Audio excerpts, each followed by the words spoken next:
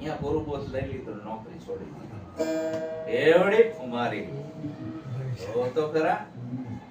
આ એનું કામ છે ભલા માણા. આપણે હખણા બેહીએ નથી શકતા. હા, હખણા બેહી નથી શકતા. દર રવિવારે હાજરી આપી કલાક નથી બેહવાનું. એ તો બધું જ થવાનું છે. આ કર્મના ભોગવટા છે, દરેકને ભોગવવાનું આવે છે.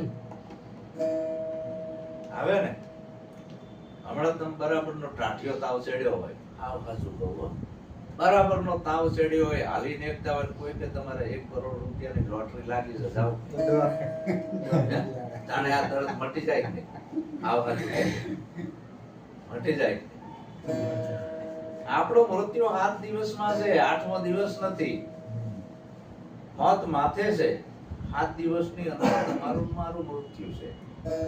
સમજાય છે આ વાત? 8મો દિવસ નથી. તો આવી યાદી છે. જેને મોતની યાદી છે એને ભજન યાદ રહે, એ કોઈ ભક્તિ ભૂલે નહીં. 7 દિવસની અંદર આપણું મૃત્યુ છે. વાર કેટલા? 7 કે 8મો હોય કોઈ?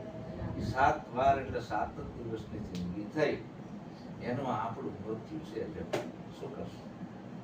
સંતો તો કે પલે પલે તારો જુગ જાય, અલગ ધણીની કરી લે ઓળખાણ, જન્મ મરણ તારો મટી જાય.